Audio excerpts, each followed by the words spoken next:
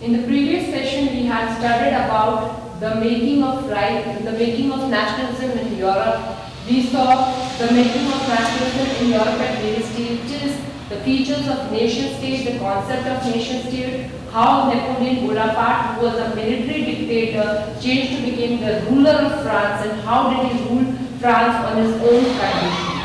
Now, how the sense of collective identity was instilled among the common people.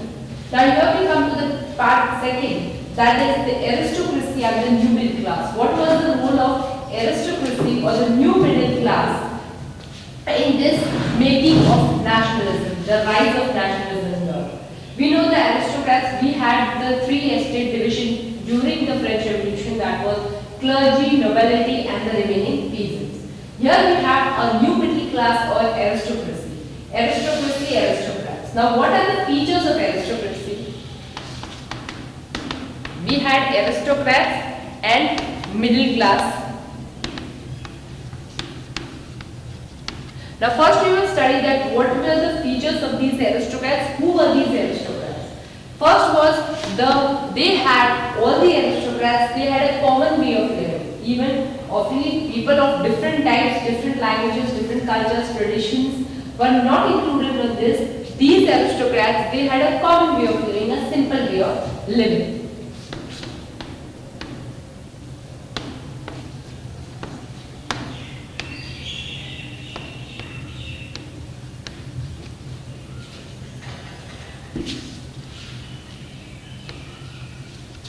Second point, the characteristics of aristocrats was first the common way of living, secondly the estates and the town houses in the countryside. Now these aristocrats had their own estates, had their own property, had their own town houses in the countryside. The third point was that they spoke French. Why the French language was used by these aristocrats? The French Revolution, after the French Revolution, French became a common language, a popular language. So these aristocrats, just to take out their ways, their methods, they also spoke French language. Fourth, these all aristocrats were of wealthy family. Obviously, wealth was their income, they had much income, but they were connected to each other with the help of marriage ties. Marriage ties means they were connected with the arranged marriages which were held among these aristocrats. This was a connection between all the aristocrats, that were marriage ties. And lastly, that they were socially and politically dominative. Dominative means they were dominating the people, they were dominating the poor peasants, socially and politically.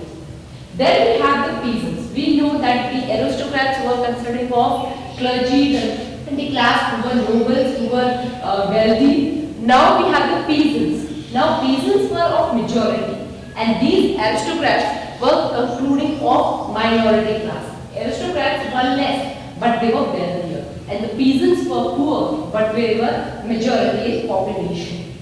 In West Europe, now what was the condition of West Europe? In West Europe, tenants were employed. Tenants means, I firstly said that the clergy and nobility class did not work on their lands themselves, but they made labor's force, they forced labor to work on their lands. So in West Europe, the word tenants is used for these peasants.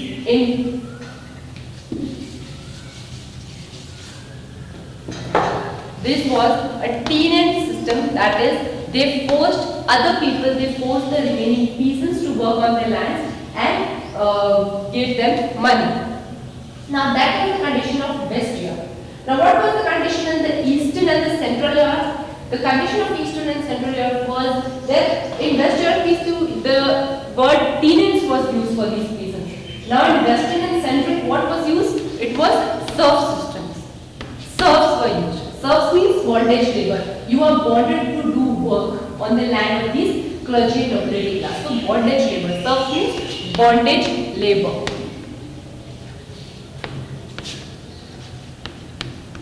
So in Western Europe, tenants were used, and in the Central and the Eastern Europe, this serfdom means bondage labor was used.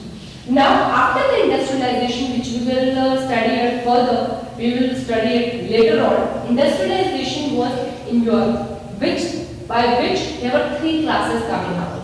That were the commercial classes, the working class and the middle class. These all are the features of the same class. Commercially, they were rich, okay. Secondly, they were working class, obviously. And third, the middle class. Means these three common factors had that there was an emergence of middle class. Firstly, in first part we saw that the characteristics of aristocrats, the peasants. Now we come to the middle class, the new middle class which was commercial as well as working class. First was that they were against aristocratic privileges. Aristocratic privileges means the bondage labor was abolished. That all the people are equal, they were against aristocratic. Whatever the people whatever the aristocracy got, means aristocracy, they had a common way of living, they were employing people, they were employing the peasants to work on their lands. So they were against these aristocratic privileges. And secondly, there was force of unity and nationalism. Now what did this middle class wanted? This middle class wanted that there should be unity and there should be nationalism among the people. Then we have here a new point, a new topic, that is liberalism. Now what is liberalism? Liberalism is a Latin word which means free. Liberalism means Latin, it is a Latin word which comes from the word liber, that is free.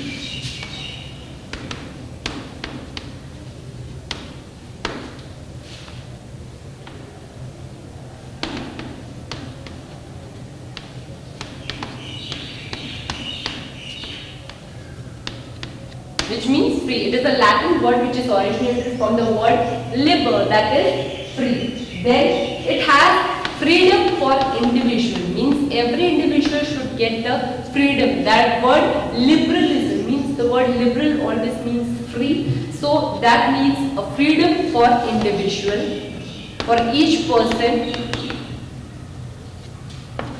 And thirdly, equality before law, where are equal before law men or women.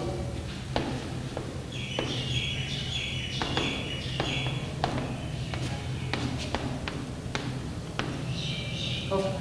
These are the points of liberalism. That it is a Latin word liber, that means free. It asks us for the freedom for individual, obviously. Then we have equality before law, that all people are equal before law. Now here also liberalism, we saw that what is liberalism, but now also here we have a difference, we have distinguish between political liberalism. Now what are the different types of liberalism? Political means politically, obviously political liberalism means political power in political right. Now political liberalism means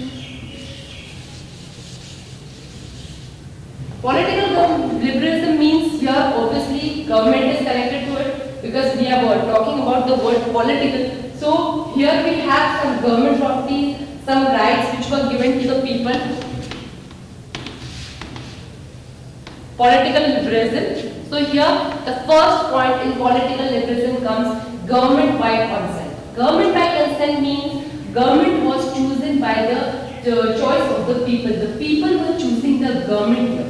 So that comes in the point of political liberalism. Government by consent. By whose consent? By the consent of the people. Second, the end of autocracy. End of autocracy means end of one man rule. Not only one man should have a rule. End of autocracy, end of monarchy, and emergence of government of people. Emergence of democracy type of government.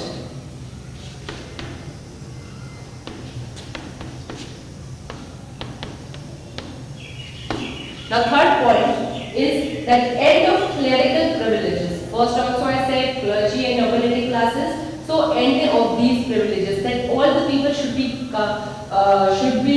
made equal before law. There are no clergy people, no nobility class, and no the peasant class. They are all equal before law. And fourth part we have here the private property right. Private property right means you have a property of your own, so you have the right to own it.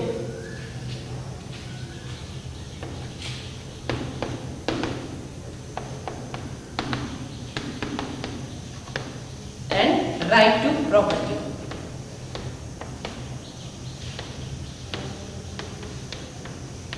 So these 4 points come into the political liberal. First is government by consent. Second is end of autocracy, that means one man rule. Then clerical privileges were ending, means the abolition of clerical privileges. No privileges were given by birth. They were also equal before law, and right to property means if you have a private property of your own, you can own it. Now we come to that the voting rights. What were the voting rights? Firstly, we saw in the French Revolution in class 9 that there were voting rights for only some men. Okay, and these women were given to the passive citizens. There were only active citizens who were voting for the government. No passive citizens were included, and these passive citizens also included these women. So no voting rights for women and men without property. Now what were the voting rights? What was the election system? That the man who was having property of his own will have the right to vote. Man without property will not have the right to vote, and the women, which were considered as passive citizens during the French Revolution, were not allowed to vote. Then, now what did these men and these women do? Now men without property and these women which do not have voting rights, now what did they do? They protested in the 19th century and the early 20th century. After the 20th century, women got the right to vote. But before that, they do not have the right to vote. So what these people did? These people protested against it. Now here it was, the word was political liberalism. We talked about liberalism. What was political liberalism? Now we come to the next point, that is economic liberalism. Economic liberalism means economy, connected to economy. Political liberalism means connected to government, connected to laws. Now here we have economic liberalism.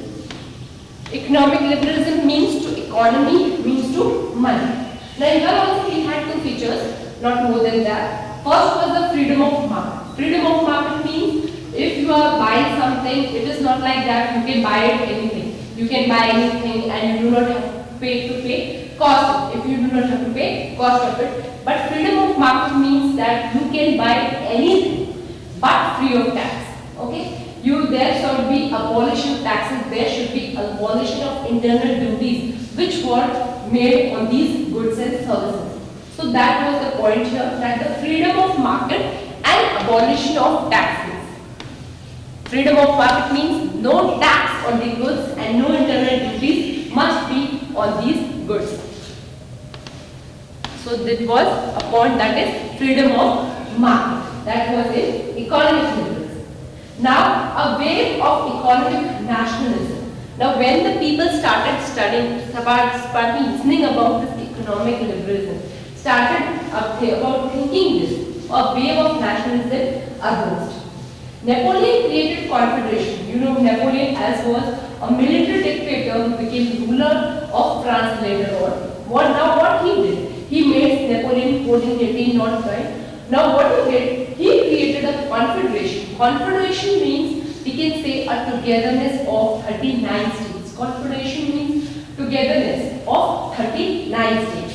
What did he did? He made confederation of 39 states. Who made this? Napoleon. Okay. Then he had his own currency and grid system. Then custom barriers in each city hindered economic growth. Now obviously if you have internal, if you have barrier, if you have taxes, internal duties, then it will neither or it will affect your economic growth. It will affect your economic growth in a very damaging way. So these were the points which were of liberalism. Now Napoleon also had a confederation of 39 states. The custom barriers, he had own systems, own ways and measures, own currency. So these were all the problems by which the people revolted against this. Now we had a new point, that was soil worrying. Now what was this soil worrying?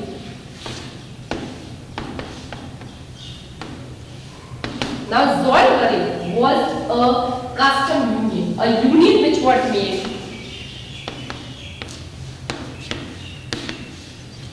It is soil worrying, which was a custom union which was made, which was initiated by Russia in 1834.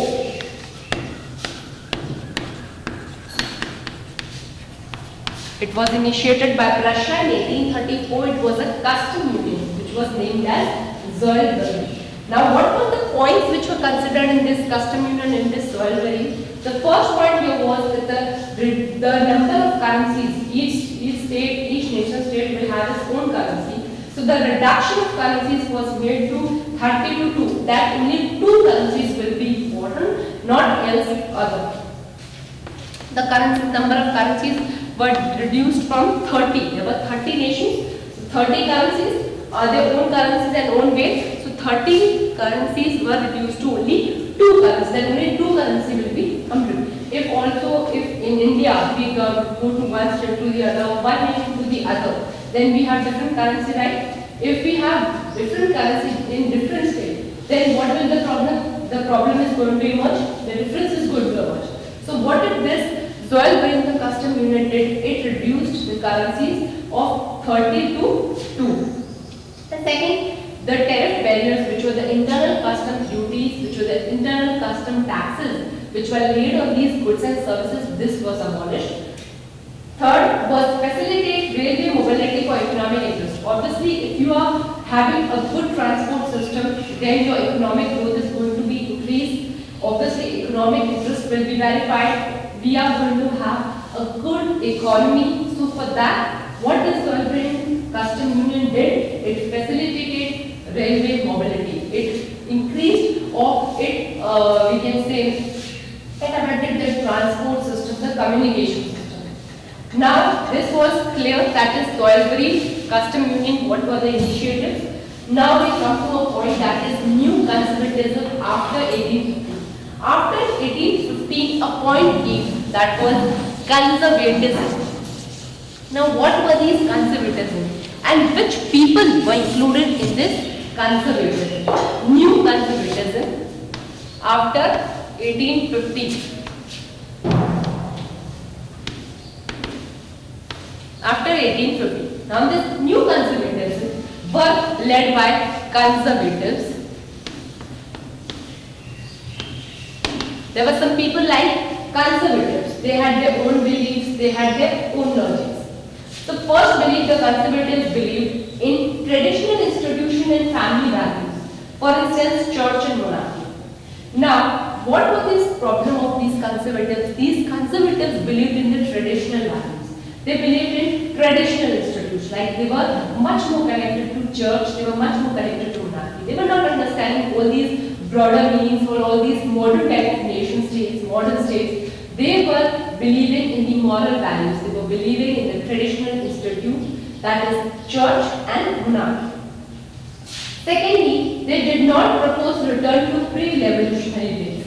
Means they do not wanted that any revolution should arise. They wanted that they can work for that. They did not propose to return to the pre-revolutionary days. We did not want any revolution, any struggle around it.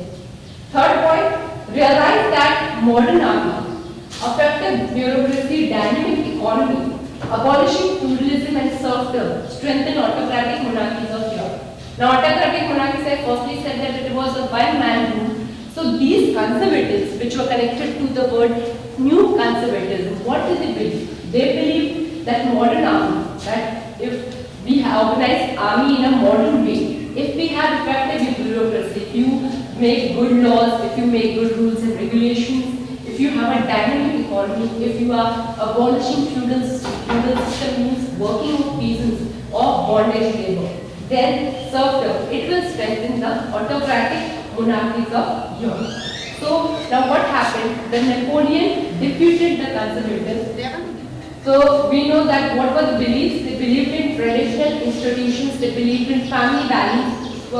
They did not propose to return to the pre-revolutionary days which they struggled, which they forced in the French Revolution. Then they believed that modern army organization in a modern way, or efficient bureaucracy and efficient rules and regulations, good power, good rule will become important. Dynamic economy, abolition of feudal system, serfdom system, all this strengthen the autocratic monarchies of Europe. So Napoleon was giving us a modern way, and these conservatives were believing in the traditional way. So what was the result of this? The result was that the Napoleon was defeated defeated by these conservatives in Battle of Waterloo in 1815. Now, who were these conservatives?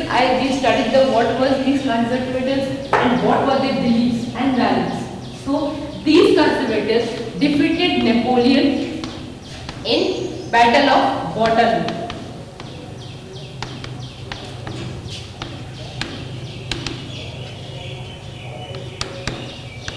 In 1850. Who defeated them? The conservatives who were believing in the traditional values, in the moral values. And Napoleon wanted to bring some modern changes, some modern ways, so that these conservatives were not at all happy with the steps taken by Napoleon. So he was defeated in the Battle of Waterloo in 1850. Now we are going to study that. Lastly, we had the Napoleon, we had the Battle of Waterloo in 1800. Now what did the rest of it? When Napoleon was defeated, what did this Russia, Prussia, Britain and Austria, which were not at all happy with the steps taken by the Napoleon, what did they do? These four countries, they get together.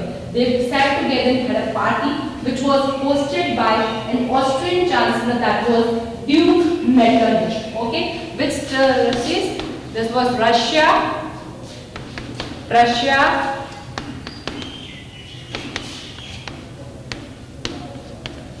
Britain and Austria.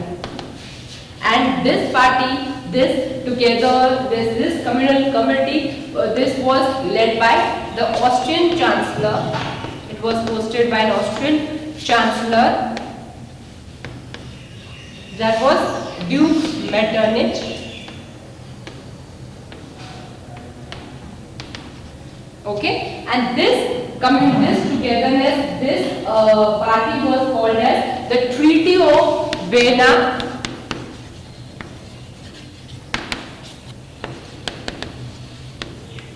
Treaty of Vienna in 1850. Okay. So when the conservatives defeated Napoleon, what these four countries did, which are known as BARP, B-A-R-P, these countries, these four countries get together and they were hosted by an Austrian chancellor which was named as Duke Metternich. They had signed a Treaty of Vienna in 1850. Now we know the different changes which were brought about by the Treaty of Vienna. What were the changes? We will see the first change, that the Bourbon dynasty. Bourbon dynasty, we had the ruler King Louis XVI, who was belonging to the Bourbon dynasty. So after Napoleon was defeated, Bourbon dynasty was again in power. It was again brought in power. Second point, the France lost its territory. Now after Napoleon defeated, what these other countries did? These other countries divided the territories of France. They took like 1 took 2, 1 like 2, 3. These, like this way, these four countries, what did they do? They divided the territories of France. So, the German Confederation of 39 states, I firstly said that Napoleon made a confederation of 39 states, was set up, was left untouched. Now, what the confederation which was made by Napoleon was not accepted by these four countries, that were Russia, Prussia, Britain and Austria. The territories was divided of France into these four countries. Then the boundaries were set up to prevent expansion of French. Now what these four countries did? These four countries, they made boundaries among France. Why? To prevent the expansion, so that French cannot expand more. So these were the changes which were led after Napoleon was defeated. Now after Napoleon was defeated, what were the autocratic attitudes? The attitudes of these autocracy. We obviously know that Bourbon dynasty came to rule. So after Napoleon, we are going to have again autocracy. Autocracy means one man rule. So what were the autocratic attitudes? First of all, these autocratic attitudes, these autocratic people, they did not tolerate criticism and dissent. Anyone who speaks against these people, they did not like them. They did not tolerate the criticism which was given by the people. Second, they curb activities that question legitimacy. Means they were curbing the activities, they were destroying those activities which will question their power, which will make any question on their rule of. Third, censorship, law, newspapers, plays and songs. Now censorship means one man army, one man rule obviously. So there was on these newspapers, plays and songs. Nobody could criticize the rule of autocracy on newspapers or plays or songs. People could not even show their criticism against these autocratic people. So this inspired French nationalists to fight for certain things such as freedom of press.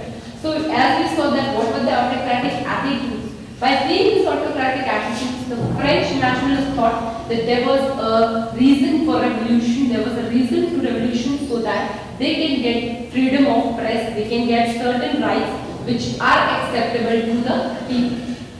Now who are these revolutionaries? We are talking about French nationalists. Now who were these revolutionaries which were thinking of to fight for certain rights, that was freedom of press? The first revolutionary was that the fear of suppression led for nation or secret societies. Now the revolutionaries had a fear that whenever these autocratic people, they will know that they are trying to obviously go against them, they will try to suppress them. So now what these revolutionaries did? These revolutionaries started making secret societies. They started meeting secretly. So they formed secret societies because they were fear of suppression, that these aristocratic or these autocratic families will suppress them. So the members were the liberal nationalists who were working for the freedom, obviously, and the nationalists that were revolutionaries. Then the objective of these revolutionaries was to oppose autocracy. Oppose autocracy means one man rule should be abolished. Secondly, fight for liberty, fight for freedom and freedom. Oppose monarchical form, as I firstly said, king's rule. Okay. Then we have a main leader, a main man who was importantly known for making these secret societies. We have a name that is Giuseppe Mazzini. That was the name of the leader who made secret society, and these societies were much more important. Who was his name? Giuseppe Mazzini.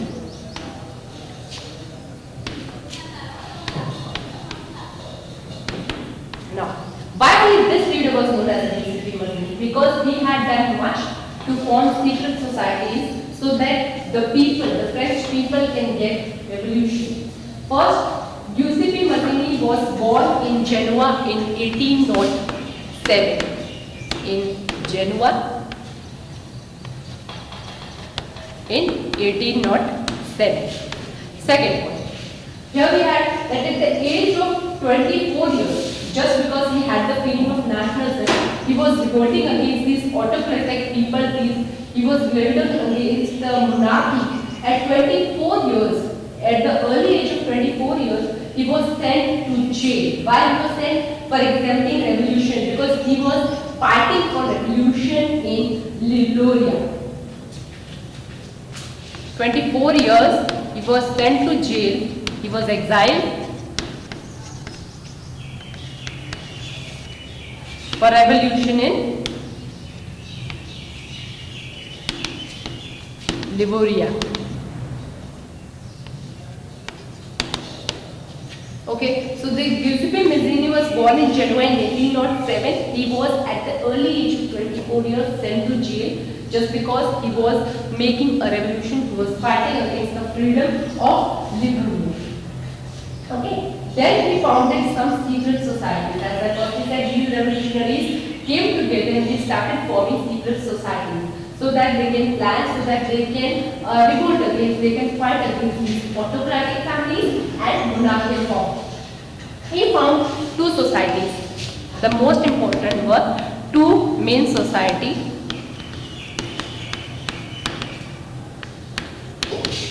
He found secret society. The first society was the Young Italy, which was in Marseilles. Young Italy, because he was born in Genoa in Italy, where Marseilles. And secondly, he founded the second year, that was Young Europe in Bern.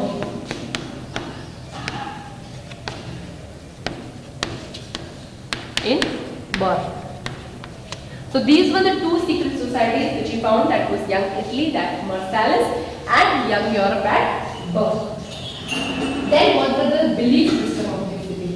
Now obviously we are going to study about this leader in detail. What were his beliefs? So he believed that God created a nation to be a natural unit of mankind. Obviously all the people are same before God. God has created all the people. God has created all the nations. So there should be a unity and there should be a natural unit of mankind. We should have the mankind amongst us for each other, okay, because we all are created by one God.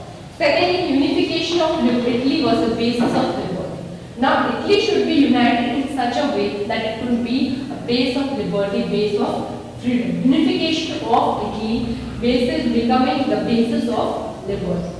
Third, Italy not a patchwork of small states and kingdoms. Small states of kingdoms, it cannot be these small states divided into kingdoms, divided into provinces, but Italy, a united Italy. Following many secret societies, these mother countries, by influencing, by affecting these societies which were formed, these secret societies which were formed by revolutionaries, which was formed by Giuseppe Mazzini, that was young Italy and younger. Now all the other countries also, that was France, Germany, Switzerland,